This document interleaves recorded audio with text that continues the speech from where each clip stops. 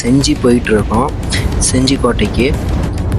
அங்கே வந்து பார்த்திங்கன்னா அந்த காலத்தில் வாழ்ந்த மன்னர்கள் அப்புறம் அந்த கோட்டையை பற்றி கேள்விப்பட்டோம். அது எப்படி இருக்கும் ஒரு எக்ஸ்பீரியன்ஸ், அதை உங்களோட பகிர்ந்துக்கலான்ட்டு இப்போ நம்ம செஞ்சிக்கு போயிட்டுருக்கோம். ஓகேங்களா. இப்போ பார்த்திங்கன்னா நம்ம திண்டிவனம் பக்கம் வந்துட்டோம். ஏன்னா இப்போ இந்த விளாகை வந்து பார்த்திங்கன்னா நாங்கள் பாதியிலேருந்து தான் ஸ்டார்ட் பண்ணோம். அதோட வந்து கண்டினியூ பண்ணி இதை உங்களுக்கு கொடுக்கலாம் அப்படிங்கிற இதில் தான் வந்து நான் கொடுத்துட்ருக்கேன். இப்போ வந்து பார்த்திங்கன்னா நம்ம செஞ்சிக்கு வந்துட்டோம். செஞ்சியில் வந்து பார்த்திங்கன்னா இப்போ சரியான மழை இருந்தாலும் பரவாயில்ல, அந்த ஒரு கண்ட்ரோலான மழை தான் போயிட்டுருக்கு. இப்போ நம்ம வந்துட்டோம் செஞ்சிக்கு. அங்கே வந்து பார்த்திங்கன்னா இப்போ இந்த மழையிலையுமே வந்து பார்த்திங்கன்னா இவ்வளோ மக்கள் இப்போ வந்திருக்காங்க. நம்ம இன்னைக்கு சண்டே வந்திருக்கோம். சண்டேலையும் பார்த்திங்கன்னா இவ்வளோ பேர் வர்றது இந்த மழையில் வந்து ஆச்சரியமாக இருக்குது. ஓகே, இப்போ நம்ம செஞ்சி கோட்டை வந்திருக்கோம். இதை பற்றி நம்ம இப்போ டீட்டெயிலாக பார்ப்போம். இதுதான் செஞ்சியோடைய என்ட்ரன்ஸு.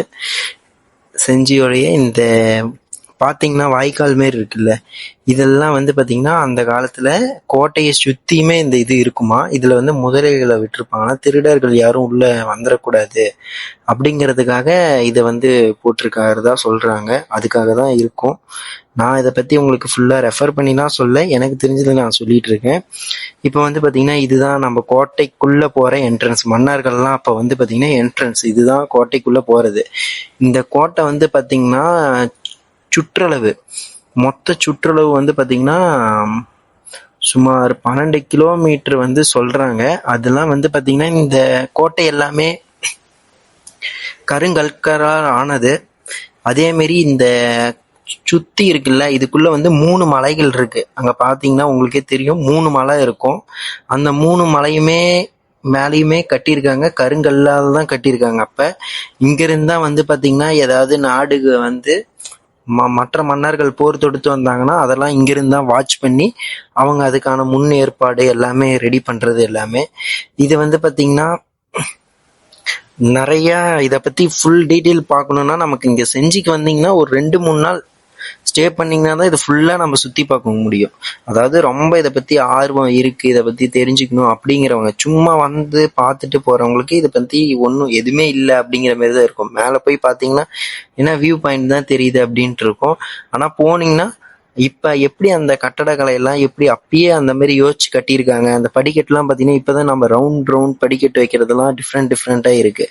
ஆனால் அப்பயே அந்த மாரிலாம் அவங்க யோசிச்சு எல்லா இதுவுமே வந்து பார்த்திங்கன்னா எப்படி அந்த அளவுக்கு நுணுக்கமாக வந்து செஞ்சுருக்காங்கிறது ஆச்சரியமாக இருக்கும். அதை நம்ம யோசிச்சு பார்க்கணும்.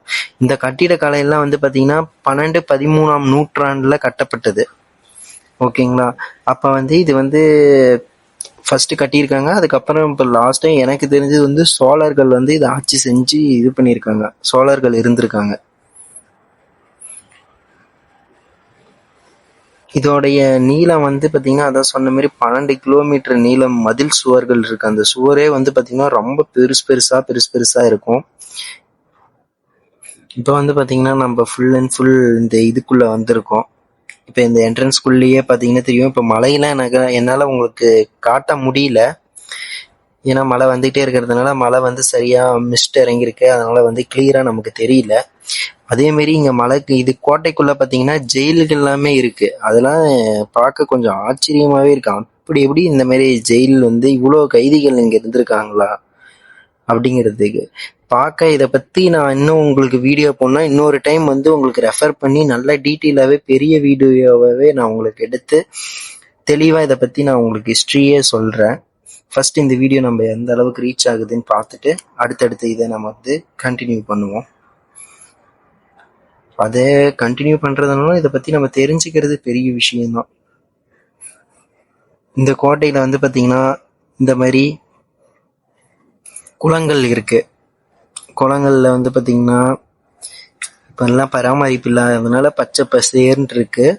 ஆனால் இதை மோஸ்ட்லி பராமரிப்பாங்களான்னு தெரில, எல்லாம் மெயின்டெனன்ஸ் ஒர்க் போகிற மாதிரி தான் தெரியுது. இப்போ வந்த வரைக்குமே வந்து பார்த்திங்கன்னா பாதியிலேயே என்னால் மலை ஏற முடியல. ஏன்னா அங்கே வந்து பார்த்திங்கன்னா பராமரிப்பு பணி போயிட்டு இருக்கிறதுனால 75% தான் மலை ஏற முடிஞ்சுது. அதுக்கு மேலே வந்து பார்த்திங்கன்னா அங்கே வாட்ச்மேன்ஸ் இருக்காங்க, அவங்க வந்து தடுத்து நிறுத்திடுறாங்க அங்கேயே, அதுக்கு மேலே போகக்கூடாதுன்னு. இப்போ நம்ம மலை ஏற ஸ்டார்ட் பண்ணுவோம். பாருங்கள், இதான் மலை. இங்கேருந்து பார்த்தீங்கன்னா மொத்த வியூ பாயிண்ட்டுமே தெரியும். இந்த மலை வந்து பார்த்தீங்கன்னா விழுப்புரம் மாவட்டத்தில் செஞ்சியில் இருக்குது. ஓகேங்களா? செஞ்சிக்கு வந்தீங்கன்னா இல்லை விழுப்புரம் சைடு வந்தீங்கன்னா இருக்க மக்கள் வந்து கொஞ்சம் நல்லா பாருங்க. நம்மளுடைய கட்டிடக்கலை, நம்மளுடைய இதெல்லாம் எப்படி இருந்திருக்கு அந்த காலத்தில், எப்படி எல்லாம் தமிழர்கள் இருந்திருக்காங்க, எப்படிலாம் ஆட்சி செஞ்சுருக்காங்க, இதை பற்றி நிறையா தெரிஞ்சுக்கோங்க. இப்போ பார்த்தீங்கன்னா இங்கே வந்து நம்ம ஒரு மலை தான் ஏறி இருக்கோம். இன்னொரு மலையில தான் வந்து பார்த்தீங்கன்னா அரசர்கள் வந்து ஆலோசனை பண்ணுற இடம்னே தனியாக இருக்கு. அங்கே மேலே போனீங்கன்னா உங்களுக்கு தெரியும். இங்கே வந்து பார்த்தீங்கன்னா அதே மாதிரி மலையில் ஏறும் போது நிறையா சின்ன சின்ன கோயில்கள்லாம் இருக்கு. அந்த கோயில் எல்லாமே ஆனால் பார்த்தீங்கன்னா உள்ள கருவறையில் சிலை இல்லை, இருந்தாலுமே அதை பார்க்கும் போதே உங்களுக்கு ஒரு பாசிட்டிவ் வைப்ரேஷன் கிடைக்கும்.